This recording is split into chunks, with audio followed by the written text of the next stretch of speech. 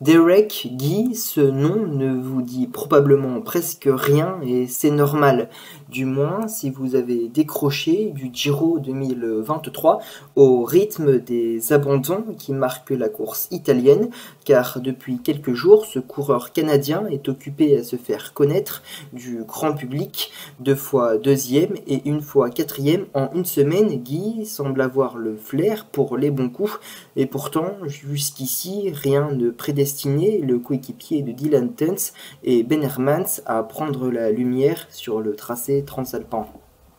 C'est peut-être le Slovène Primož Roglič de la Jumbo-Visma qui a remporté les grands honneurs du Tour d'Italie, mais le nom qui est sur toutes les lèvres des amateurs de vélo, c'est celui du Canadien Derek Guy. Seul Canadien en lice pour le Giro 2023, Guy est passé d'un coureur parmi tant d'autres à une véritable sensation à sa première participation à un grand tour. Lui qui en est également à sa première saison dans les ligues majeures avec l'équipe Israel Première Tech. À 25 ans, l'Otavien a remporté le titre du super combatif du Tour d'Italie, notamment en raison de ses 900 km passés dans les échappées, déjà bien en selle pour grimper au sommet de ce podium secondaire. Guy s'est même payé une escapade à l'avant lors de l'étape finale dans les rues de Rome, en attaquant le peloton dans la petite bosse à 5 km de la ligne. Si Derek Guy est aussi peu connu dans le peloton, c'est également parce qu'il est arrivé tard dans le cyclisme professionnel, en 2022 seulement. Bien avant ça, le Canadien s'est illustré sur la piste, multiple médaillé d'or aux Jeux panaméricains en 2017 et 2018. Le coureur d'Israël Première Tech a également participé aux Jeux olympiques de Tokyo en 2021, 5e de la poursuite par équipe et 12e de la course américaine. Il quitte le Japon quelque peu déçu. De quoi le convaincre d'adopter un nouveau choix de carrière déjà amorcé quelques mois avant. Guy termine ainsi la saison chez X-Speed United, une équipe continentale canadienne. Quelques mois plus tard, il entame son année 2022 sous les couleurs d'Israel Cycling Academy. Pour sa première année dans le peloton professionnel, Guy s'illustre essentiellement sur les chronos. Champion du Canada de la discipline, il se classe notamment 5e du chrono de Gran Camino en Espagne avant de signer un top 20 sur les championnats du monde en Australie. Des bons résultats dans l'exercice chronométré qui contraste avec ceux obtenus dans les courses en ligne. Jamais réellement largué, le natif d'Ottawa ne parvient pas pour autant à jouer les premières positions, si ce n'est sur les classements annexes des courses à étapes, de quoi révéler son goût pour l'offensive et les échappées. En 2023, Derek Guy ne change pas spécialement son fusil d'épaule. Capable de s'accrocher longtemps au peloton, il est souvent un des derniers à épauler Michael Woods sur Tirreno Adriatico, début mars. Il s'essaie ensuite sur quelques classiques sans grand succès pour autant. Jusqu'à Paris-Roubaix, alors qu'il est dans l'échappée, le Canadien va déjanter de manière assez surprenante dans la trouée d'Arambert. Guy termine au caractère son enfer du Nord en étant le dernier coureur classé à la 135e position, ses derniers coups de pédale avant son remarquable Giro d'Italia. Sans véritable leader à protéger, si ce n'est le vieillissant Domenico Pozzovivo, Derek Guy débarque dans les Abruzzes avec carte blanche. Discret la première semaine, notamment sur le chrono initial où il ne se classe que 50e, il va monter en puissance par la suite. Dans le bon coup, lors de la 8e étape, il ne peut rien faire lorsque Ben Ali se dresse sur les pédales pour s'en aller chercher un succès en solitaire. Guy se montre néanmoins le plus véloce des poursuivants pour décrocher la 2e place.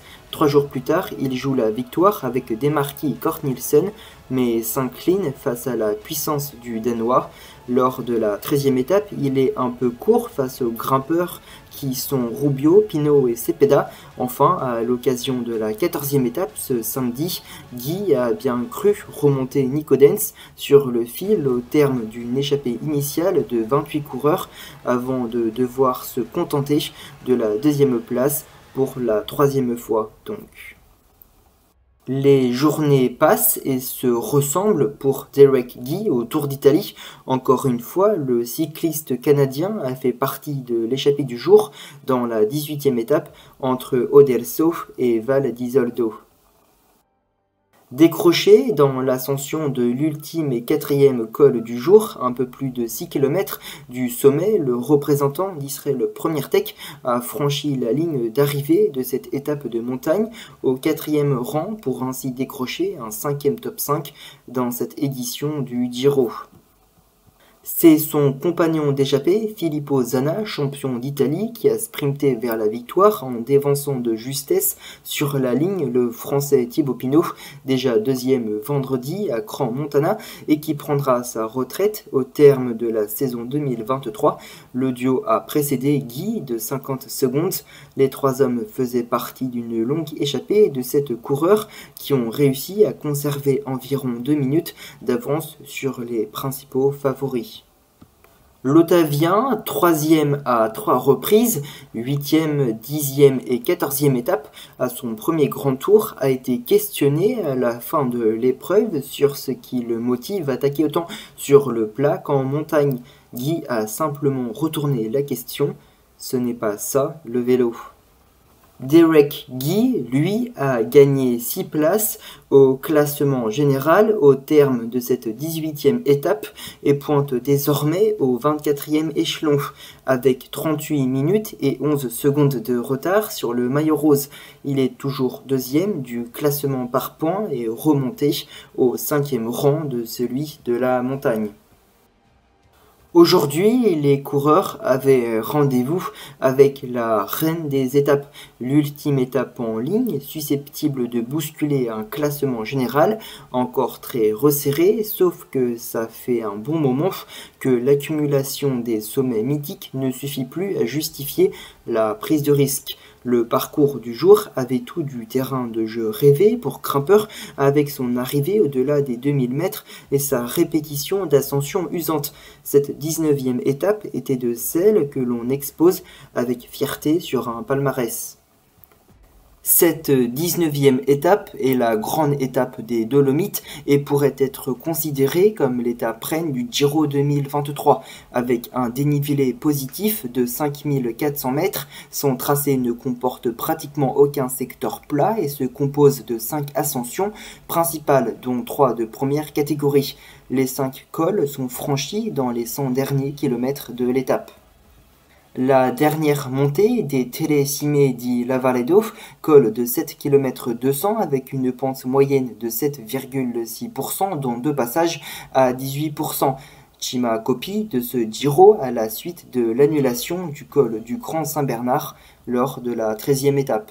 Comme hier, on va faire les choses dans le désordre et allons-y pour la vraie bataille, celle pour la victoire d'étape. Ils avaient rendez-vous tout là-haut au sommet des Dolomites, là où paraît-il la ferveur de l'Italie résonne toujours entre les pics de pierre. Alors eux avaient envie d'écrire leur nom dans ce musée du vélo à ciel ouvert, un petit groupe d'hommes bien loin des prétentions du classement général. Pour s'imposer là-haut, il fallait un grand cœur de ceux qui rendent la pente plus douce, de ceux qui font battre la passion des supporters. Cette image est celle d'un porteur de la feuille d'érable, ce drapeau canadien qui n'a jamais été aussi beau que flottant, aux côtés de son plus noble représentant, Derek Guy, est à l'avant. Encore une fois, sa 7e escapade, loin du peloton, dans un Giro qui rend plus que jamais honneur à ceux qui le font vibrer chaque jour. Et si ce 19e jour de course était son jour de gloire, la récompense tant attendue, après 3 deuxièmes places et et de 4e place. Lui si généreux dans l'effort, le baroudeur dans sa plus pure représentation allait avoir encore une fois l'occasion de marquer de son empreinte l'histoire de ce 106e Giro. Si la course aux roses ne me fait plus vibrer, je vous avoue que Derek Guy y est très bien arrivé tout seul. Au pied de la dernière ascension du jour, lui qui rêve de Paris-Roubaix s'en va défier seul la pente. Une anticipation pour faire face à ses défauts, une chevauchée en solitaire pour ne souffrir d'aucun regret. Seul Santiago Buitrago, déjà vainqueur d'étape l'an passé, parvient à contenir l'écart dans le sillage du Canadien. S'ensuit une poursuite magnifique apportant à la course cycliste cette pointe de suspense vital aux émotions qui se dégagent de ses coups de pédale. Sur ces pentes si raides au bout de l'effort, Buitrago revient quelques instants plus tard, le coup de canon retentit dans la montagne, le Colombien s'en va seul en tête. L'histoire de l'étape est gentiment repoussée dans l'ombre. Pourtant, le silence avait un sens, celui d'un dernier kilomètre, sans aucune concurrence, comme dans son jardin, au-dessus des 2000 mètres. Le Colombien, Santiago Buitrago, s'initie une victoire d'étape magnifique. Lui, si discret, cette année, brille le dernier jour, visiblement le bon, une bonne habitude de succès italien, bien mérité là-bas, tout là-haut, où la montagne est son royaume. Et puis, que dire de lui, l'homme des deuxièmes places, plus que jamais l'homme de ce tour. Quoi de plus beau que le mythe de l'éternel deuxième? Pour entrer dans l'histoire, lui le grand inconnu, l'homme de l'ombre, tout juste bon à alimenter les résumés de la reine des classiques, le Giro était son coup de projecteur autant qu'il en était la lumière. Quand l'enjeu de la course peine à séduire, ses coups de pédale drague avec aisance de ses sprints ratés, ces jours où il croisait la route d'un peu plus grand, un peu plus fort, lui était de ceux qui échouent avec grâce, de cette défaite dorée que le coureur préfère oublier, mais que le public retient à tout jamais. L'éternel deuxième de ce Tour d'Italie a également engrangé de précieux points pour les différents classements, alors qu'il a aussi terminé au deuxième échelon des classements par points de la montagne et des sprints intermédiaires. Derek Guy aura été la grande révélation du Giro, à tel point que certains ont rebaptisé ce Tour d'Italie en lui donnant le nom de Giro. L'Otavien a participé à 7 échappées, a fini 4 fois deuxième et a pris le deuxième rang du classement par points et celui de la montagne. Cela lui a valu le titre du cycliste le plus combatif du Giro. Ses 11 coéquipiers d'Israël Première Tech, qui s'entraînaient depuis 2 semaines en Andorre, ont suivi ses exploits avec étonnement. Wout van Aert a également pris part à 7 échappées au Tour de France de 2022 et passé 645 km devant le peloton. Guy, lui, a roulé devant le groupe du maillot rose sur un total de 1045 des 3357,8 km de ce Giro. Des chiffres ahurissants pour le Canadien qui contribueront à son enrichissement. En effet, bien que techniquement sous contrat avec Israël Première Tech jusqu'en 2025, Guy sera vraisemblablement un coureur convoité avant même l'échéance de son pacte actuel, à la lumière de ses performances des 3 dernières semaines. Field, qui dirige maintenant l'équipe U23 de Première Tech, connaît Derek Guy depuis sa tendre enfance. Déjà à 9 ans, le jeune garçon rêvait un jour de courir au Giro. Or, 16 ans plus tard, il a été éclatant et a rejoint 3 autres grands cyclistes de l'histoire canadienne en amassant plus de 800 points de l'UCI à ce stade-ci de la saison au cours des 20 dernières années. Ses petites blagues et son sourire, il les a eu du début à la fin de la compétition, ce qui en a fait un favori de la foule qui ne s'est pas gêné pour l'encourager et le pousser à la victoire, qu'il n'aura finalement donc pas signé. Les performances de Guy sont très importantes pour la suite de sa carrière, mais elles le sont d'autant plus pour sa formation Israël Première Tech. Reléguée la saison dernière, en raison d'un manque de performance, l'équipe israélienne profite d'invitations sur les grandes courses en espérant récupérer des points et remonter officiellement au sein du peloton World Tour.